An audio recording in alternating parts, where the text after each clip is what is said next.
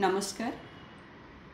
काली 24 तारीख बुधवार महिला कांग्रेस तरफ विधानसभा घेराव हो सरकार बीजेपी सरकार मोहन माझी सरकार आसला परे महिला मानकर प्रति विश्वास थिला जे सरकार आसला परे महिला सुरक्षित रहिबे सुरक्षा पाइबे किंतु ये सरकार आसला परे महिला माने सुरक्षा नुहंती महिला माने न्याय पाई पार नाहंती।